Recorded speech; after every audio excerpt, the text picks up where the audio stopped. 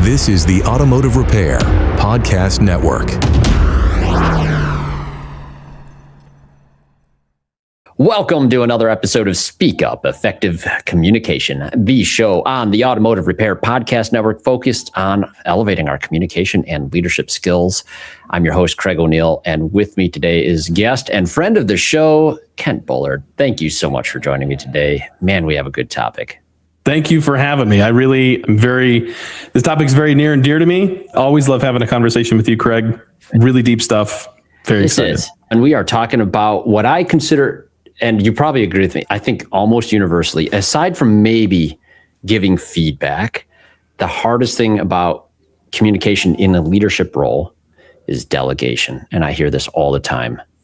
Delegation is probably, if I were to look at some of the things that prevent a lot of the clients that we work with, like one of those big friction points is going to be delegation. So I could come in and say, hey, we've identified all these things in your business that we could impact, we could do.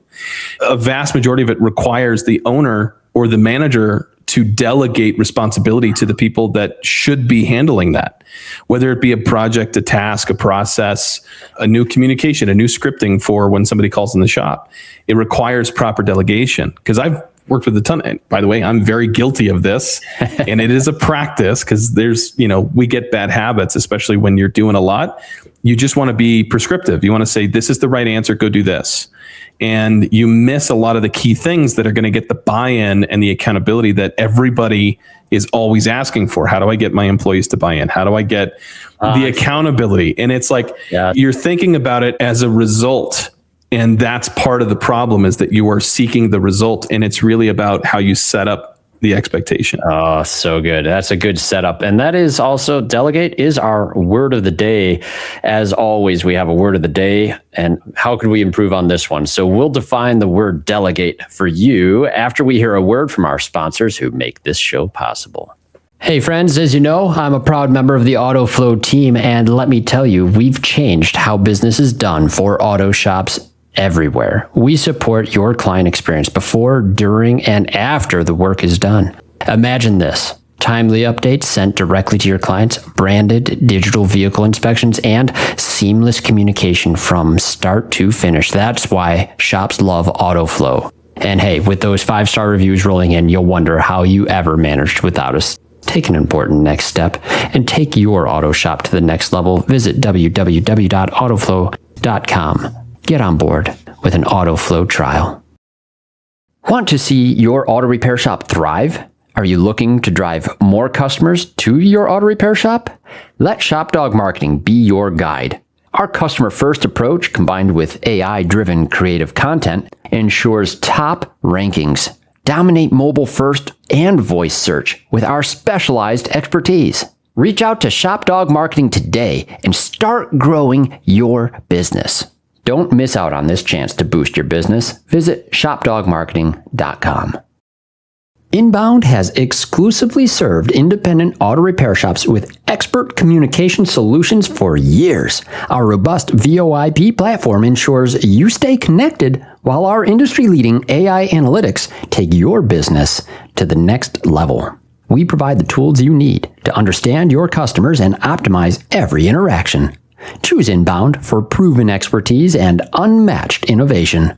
Visit callinbound.com and discover the difference we can make. What if you knew exactly what to say to the price shopper, the upset customer, the person who says they cannot afford it? Every day, service advisors lose customers not because of bad service, but because of the wrong words at the wrong moment. Words That Work is a free phone scripts playbook built for auto service professionals.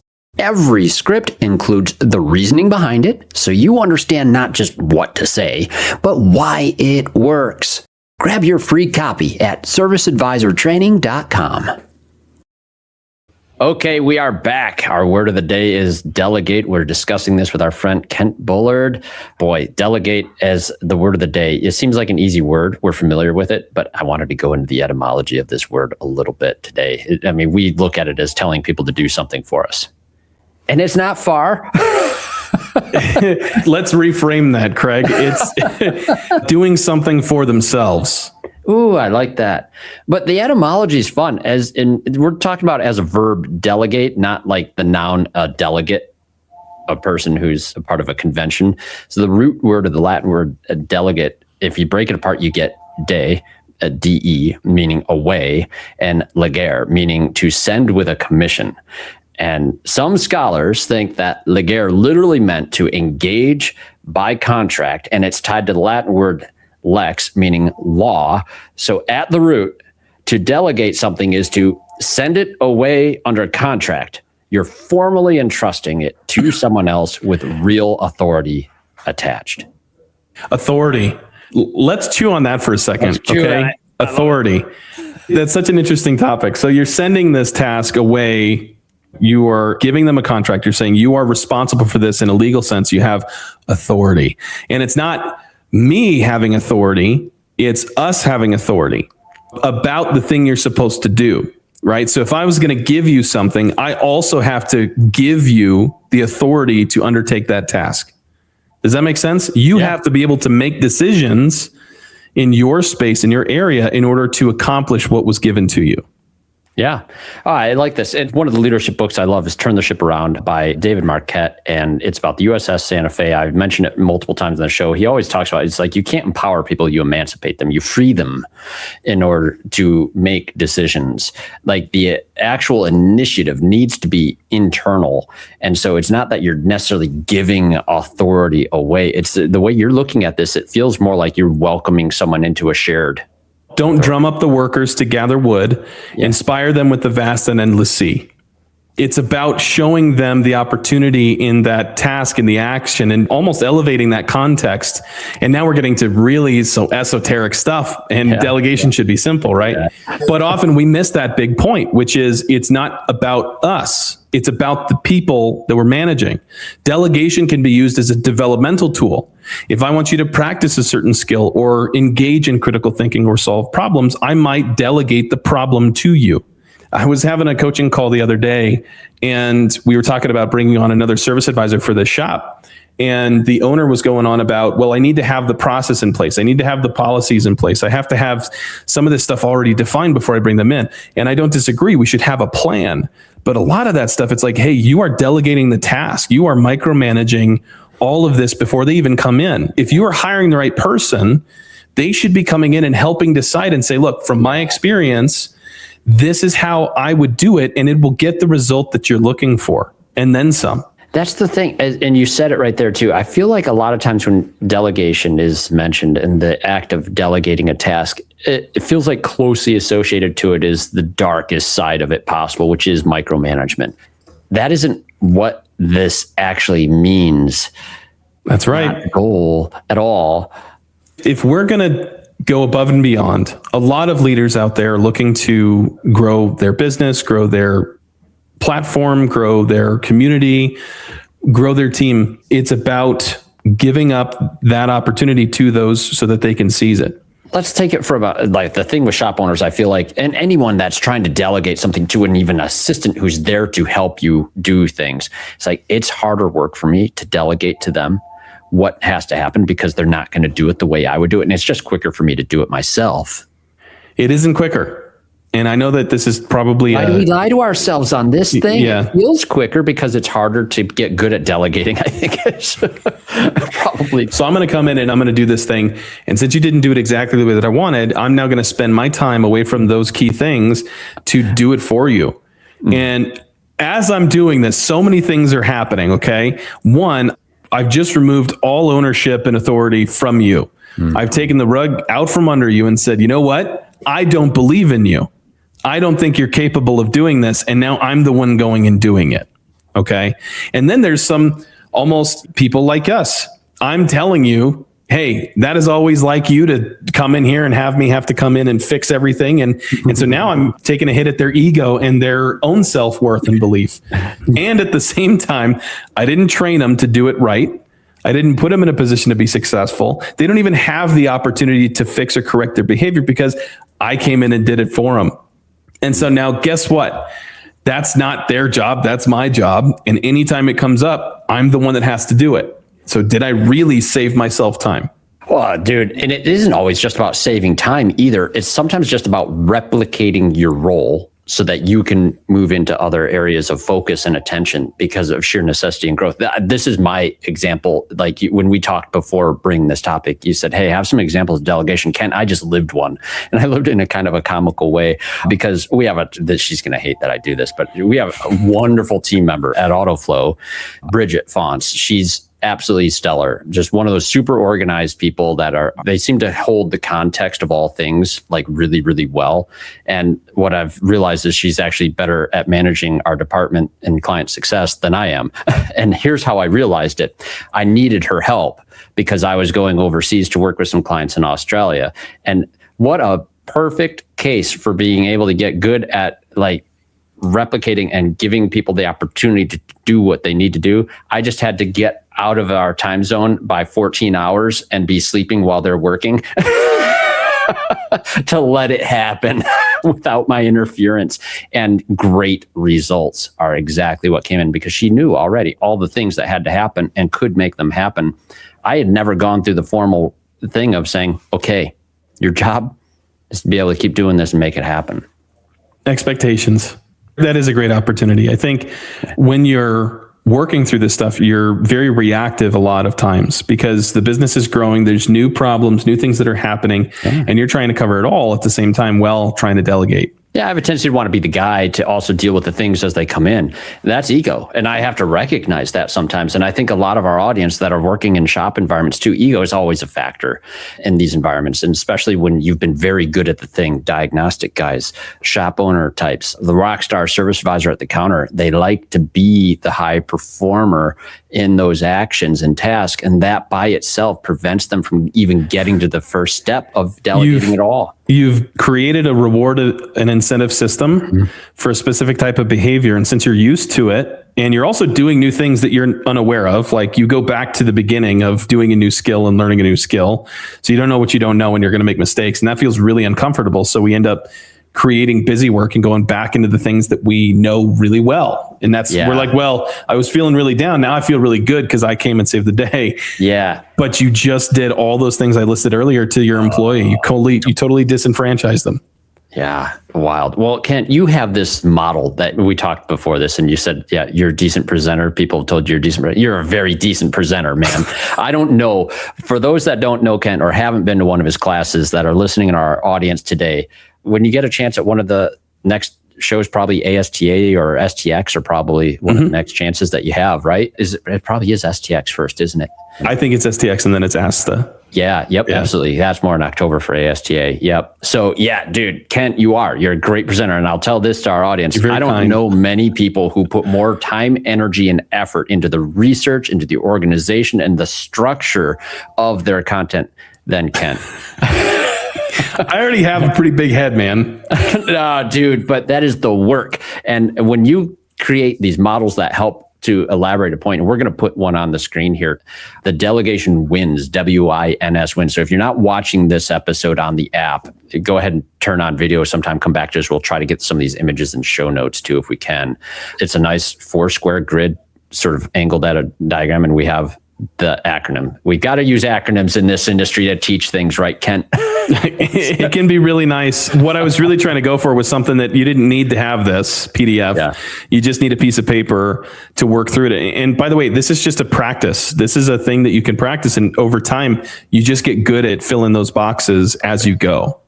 Right. So I wanted an easy way for somebody that could pick up, if they've never delegated before, to practice how to do a good delegation. So it's define the wins, W-I-N-S. So you define the win, that's the W. The win. W is win. Then impact. So what's the impact? Which is going to be either could be the client, could be the business, could be you as the owner. But most importantly, what's the impact for the person that you are delegating it to? I think that you have to remove those degrees of separation for the effort and what they're going to be rewarded with. You have to connect and align that outcome that is going to benefit them. If you do this, if you write this process, if you practice this script, here's how it's going to benefit you in your position specifically. That's the impact it'll have. Beautiful. And after impact with the acronym N? Non-negotiables. So this is the standards. These are things that are going to protect things like your safety, security, your culture, your legal, could be time, trust, all of those things, quality, right? So a lot of times I've been in classes where people will say, well, one, we don't want to be micromanaging, but at the same time, two, we have to make sure that certain standards are met, right? I want 90% of what I would perform at, and my team isn't quote unquote doing it. Well, you've never clarified to them what that expectation should be. So at least give them a minimum standard. What are the non-negotiables? What also has to be true? Brilliant. And then the last one, support. And it's twofold. First off, I always ask the leaders that I work with, what are some ways that you can support this person as they execute?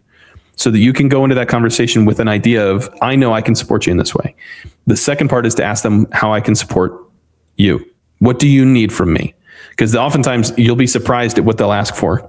So do we want to talk about how this is used? Let's talk about how it's used. So you have another graphic here on the screen as well, and we'll break this down. And when defining the win, the very first thing, I love this about you guys at the Institute, you're very good at this, being results have to be measurable. Measurable. I have to clarify what the win is going to look like. So just to premise this, by the way, if I'm ever going to delegate a task or a project, I don't necessarily need this. I just need a piece of paper. And those who've worked in the dealership space, you know about 4 squares. This is a 4 square. We're going to write 4 squares on the piece of paper. W-I-N-S. So this very top one, we're going to ask a few questions. How can or will it or should it be measured? How do we define whether we've won the game? Another question we can ask is, when will this be completed by? Or when are we going to start this? And last is, what does it look like, feel like at the end? And that's really important because a lot of us, we don't get inspired by the practical sense. Yeah, I could make more money, I could do less work, but really it's what's the feeling that those things provide, right? Is it clarity? Is it less stress? Is it, opportunity? Is it growth, personal development? What does it feel like to have this win state if we finish this task? Yeah, this is very closely related to change management. There's a lot of similarities. Yeah. So next, do you want to go through the questions? Let's go through them. Yeah, let's. Because then I want to work through one. Let's use an example. Yeah, I want to go through one afterwards and see what this looks like. Yeah, let's do it. So let's talk about the impact. The impact is, what is the specific difference this is going to make? Specifically, how will this change our current state? What do you stand to gain or lose? So if we do this, here's how you gain, right? You specifically, here's how you lose. You can even expand this to whomever might be impacted as well. So the client, the business, and then, who will this impact and how? When it comes to the non-negotiables, here's 2 questions you can ask. What also has to be true when this is complete? And what's the standard or boundary that must be upheld? So if we're going to, do this thing, let's say we're going to revise our referral program. Let's say we're going to do that. And we're going to talk about, okay, well, if we're going to hand off this to this other person, we have to make sure that these people are notified. If we're going to have some communication or dispatch to the shop, who all has to be notified when this comes in? Like, say, warranty work, who should be notified when that happens? So that might be a standard or boundary that has to be true. Okay. And then that last section, 2 questions. What support do they believe they need from me, and how I can support them? What are the things I know I can provide for them? Yeah, it's just a great conversation to have before you drop a task on someone. That's true. I've had people either do it ahead of time before they have a conversation, which is great for one-on-ones, and literally doing it in the moment where they've sat down with a service advisor or a technician right there in the shop and wrote the square out and just went through and talked about it with that person. I think that creates some additional buy-in as well. So Craig, what is something that right now that you need to either delegate or a project that you need to delegate? The AutoFlow client success team, we have a lot of interesting tasks going on. We're in the middle of an architecture update. So one of the things that we do is we're guiding our clients that are in our early adopter phase of that through that portion of the program. And this is where Bridget has really proven herself capable and essentially delegating that part of the organization of following up with those individual shops and managing the feedback and any adjustments that need to be made to the program in order for it to be a more effective version. That's been going straight to her, and she's been proving herself wonderfully. So I would use that as an example. Like, we have a architecture change, that a migration to manage. Okay. So what does the win state look like? A win state is we are on the brand new architecture and we are fast again, right? Is that the case? Like, am I looking at the win state correctly? Like, we're looking at this as the big vision of what's the end goal? Start with the end in mind, right? So if you're moving this architecture, what does it look like or feel like to be at the end of this transition with the new architecture? You said new, everybody's fast, happy and loves it. It's fantastic. Yeah. Happy. It's creating a better, is this something that clients use? Absolutely. Okay. So clients have a much better experience. We could define their experiences, it's stress-free, it's easy, it's seamless. Seamless is the word that I didn't want to say it because we say it so much in the software land. Okay, well then what does that feel like? It doesn't feel like a major change to the user. It just feels better. Beautiful. So those are things I would add to help refine what the win state would look like. Yeah. And maybe a little more specific about what she's going to do specifically with that. What would she handle in this new win state? Yeah, so it's managing that feedback and making sure our team members are following up with each piece of feedback as it comes in for our target sample group. Yeah. Okay, so let's talk about the specific difference this is going to make. So if she's taking this over, how will this impact you? The impact for me is I don't have to micromanage any of these little details or have to engage that myself. I get to keep doing what we try to do. Like we were talking earlier, one of the key things I'm supposed to be doing is developing training content and material for the broader organization. And if I'm involved in the nitty-gritty details of all the other elements, that doesn't get to happen. Then Craig gets stressed. We don't get good content. All right, great. How is this going to impact your customers? The impact of the customers. Well, one, they get to talk to Bridget more and several of our other team members, not just me, which actually probably make everyone happy too, because they're wonderful. So more of our wonderful team get to be known by our wonderful customers. Well, they get to feel listened to and heard, and that their input matters, and that they get to establish some, I feel like maybe it's the wrong word. No, maybe not. Ownership in some of these changes too. And that input matters, and we love that. Okay. All right. How will this impact her specifically? This is my favorite piece, Kent, because what we've accomplished recently is like we get to acknowledge Bridget in a leadership role that's probably long overdue and well-deserved and well-earned. And for the impact on her, well, I hope that means that compensation also goes up, not just more work. But that's not my department. That's Chris. Sorry, Chris. No, but think about this. Okay, so I want to take it one step further with her.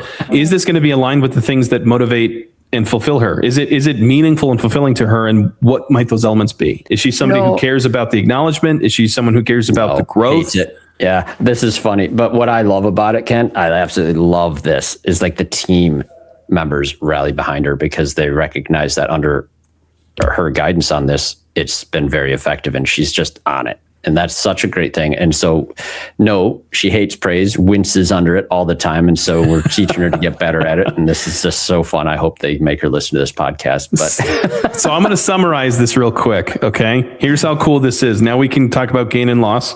So with you stand to gain the opportunity to write more good content, which impacts the company, the team, the clientele that you have with better, more impactful, engaging content.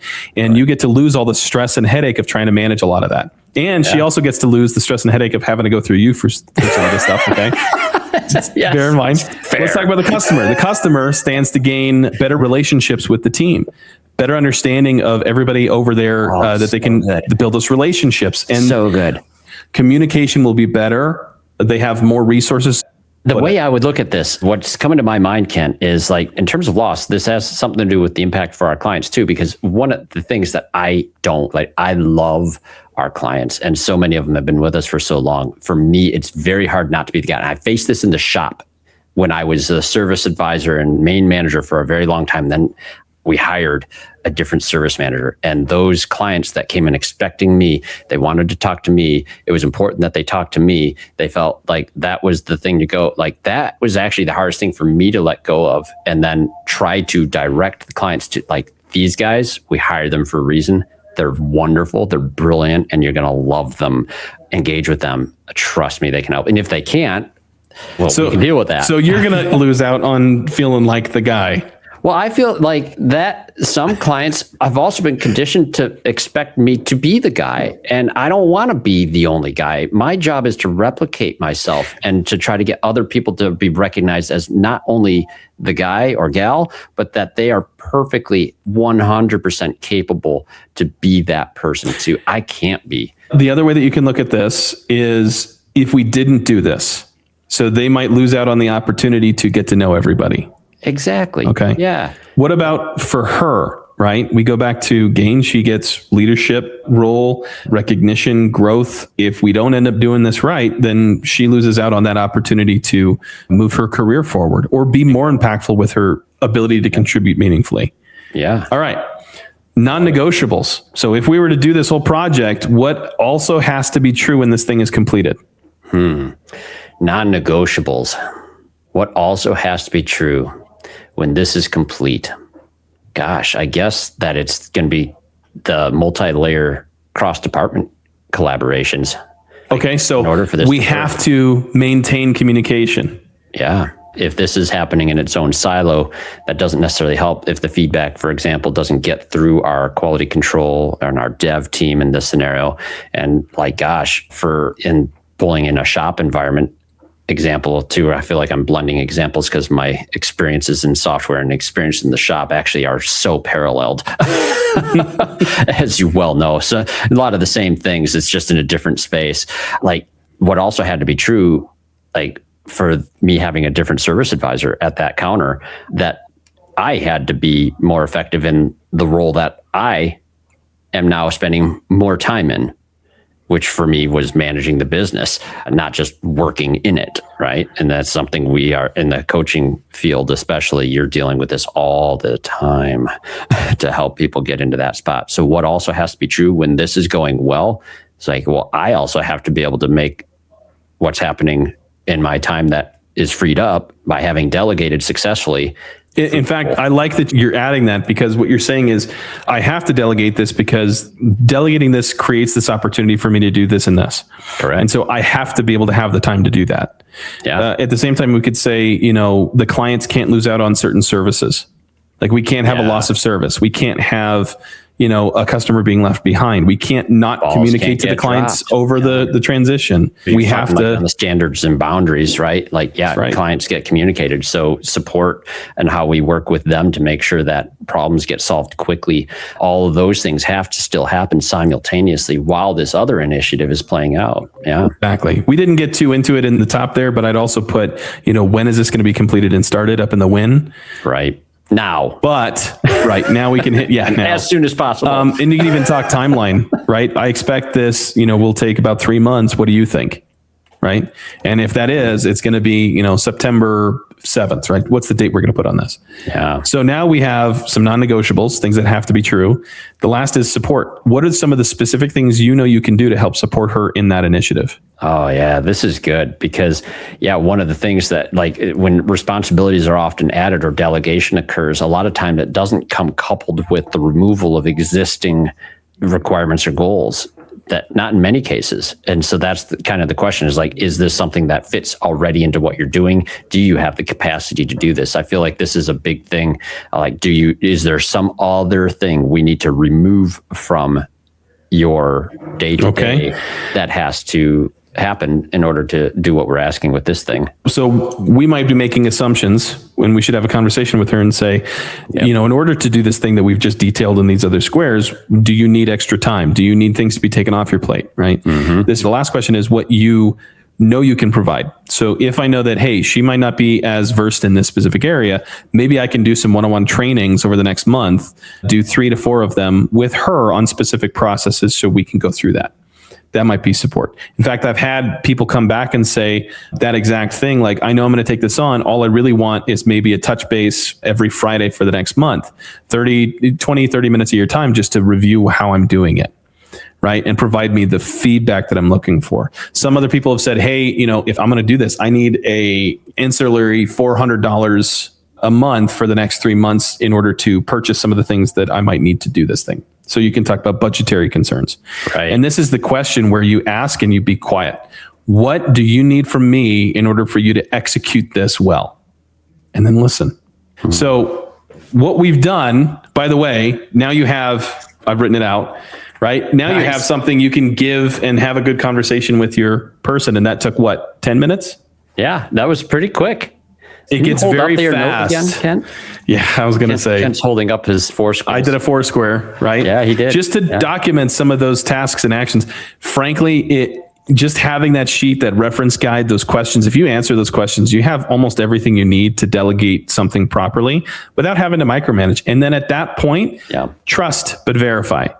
Trust but verify. When am I going to follow up with you? Yep. How can we maintain accountability? I've even had employees in my own staff go, how would you define success at the end of the project? How would you know that I did this well? What are the metrics you're looking for? That question and so, too. right. Wow.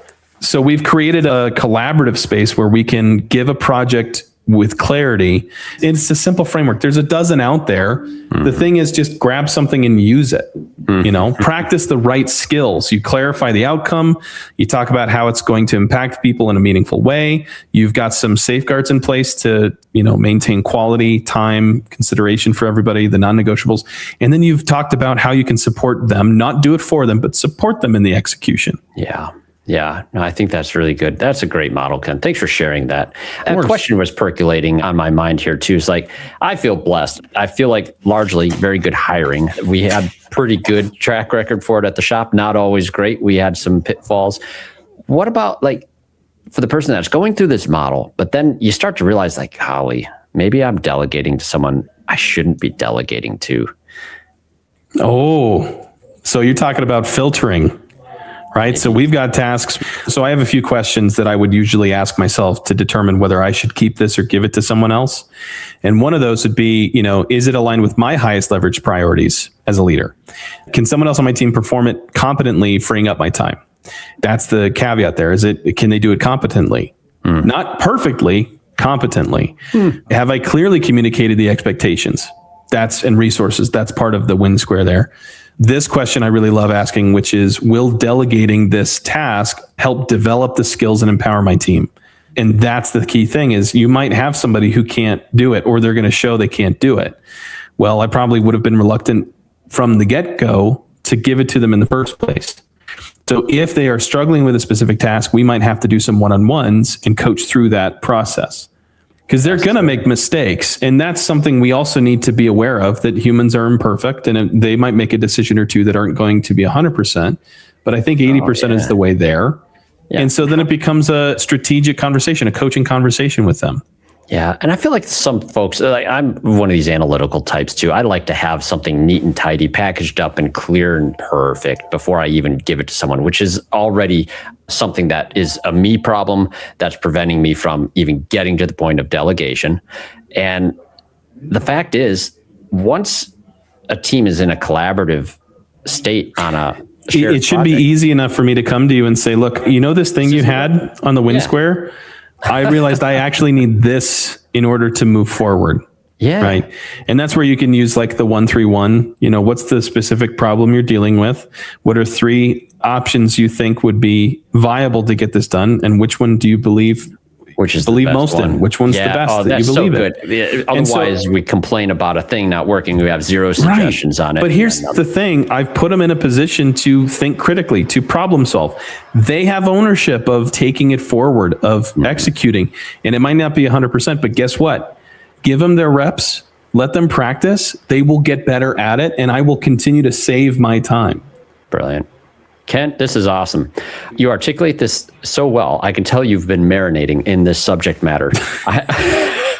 It was out of the growth of what we're doing here at the Institute. I'm always saying, I even had a conversation with it early this morning about, I have to continue to be worthy of the opportunity I'm given. And so if I'm going to be moving up in these positions, if I'm going to be a leader or a manager and a steward of these other people, I continually have to be worthy of that role and position.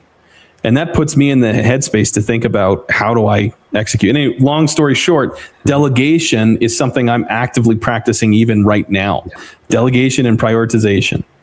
And so for me, I deconstruct things, put resources together so that I can practice. Yeah. And it's so applicable in multiple areas of life, not just business, family dynamics, husbands and wives asking for help and laying out a strategy to accomplish something that we both agree is important. And that's probably one of the chief things on this whole thing. If all parties are aligned and there's a shared sense of urgency towards a particular outcome being a priority, you're going to figure this out. And this WINS process, I think, is a really good layout, simple, easy to practice. It is easy to practice. And I like that you said practice. Those out there who are going to use the WIN square, if you're going to use it, I guarantee you're going to have a hiccup here or there. But that's those opportunities to practice, come back to the WIN square. What did I not make clear? What outcome did I not give enough support or resources towards? Did I communicate the impact for this specific person well enough? And you can go back to that and say, okay, this is that area I can improve on. This is great. Hyper applicable. So folks, if you're curious on this model, you want to go ahead and practice. And my advice on anything, if I have a new thing, and this is the way it is when you go to training or you've learned something that you want to try to apply, just tell your team, hey, I want to try this new thing. Here's what we're doing. Let's see if it works, and go at it together that way. I think delegation itself is not about you. It's about others. It's about their development and their growth. A good leader should create the opportunity for those to contribute meaningfully and then to be acknowledged for it, recognized for it. Brilliant. And the more we do that, the more we grow good leaders, those who can contribute, and they go and create good leaders. That's exactly, it's a replication process. Mm-hmm. I love it, Kent. Hey, Kent, how can people reach out to you if they want to hear more about this topic? Honestly, if you guys have any questions about anything regarding delegation or leadership or anything with the shop, you can visit us at wearetheinstitute.com or go ahead and email me personally, kent@wearetheinstitute.com. Awesome. Kent, thank you so much. And hey, all of our listeners, we appreciate you being here. These topics we love to bring to you. We hope they're very helpful. If there's topics that you'd like to hear more about or guests that you want to recommend, reach out to us here at the show. Speak up at CraigO'Neill.net. O'Neill is O'Neill. We'd love to hear from you and anything that will help you on your communication and leadership journey. And we do want to invite you to listen up on the app. Go to arpn.app and you can download that for free. Episodic learning at your fingertips. Listen to the other shows on the Automotive Repair Podcast Network with Karin Capriato's Remarkable Results Radio, diagnosing the aftermarket A through Z with Matt Fonslow. Nobody gets along with him, but that's okay. He's still pretty nice. Business by the Numbers, Hunt Demarest, and the Auto Repair Marketing Podcast, our friends Brian and Kim Walker, and the Weekly Blitz with Coach Chris Cotton. Thank you so much to our sponsors, and thank you, Kent, the Institute, one of the founding sponsors of the show. Appreciate you helping us get this going now. We're episode 102 with you, my friend. 102. Can you believe it? That's crazy. It's so much fun. Thank you so much for having me on. Oh, you're a great guest every time you're on here, Ken. I actually absolutely can't wait to see you again. STX, I believe, end of August, probably the next opportunity. I'll see you there. Oh, you know it. And thank you, everyone, for joining us today. Now get out there, listen up, speak up, and hey, practice delegating. Some delegation wins. Awesome. Ken, thanks again, buddy. Appreciate you. You've been listening to Speak Up, Effective Communication with Craig O'Neill on the Automotive Repair Podcast Network. Download our exclusive podcast app at automotiverepairpodcastnetwork.com because the best conversations in the industry start here. Check the show notes for Craig's YouTube channel and email. Let him know what topics you'd like him to speak up about. Yeah.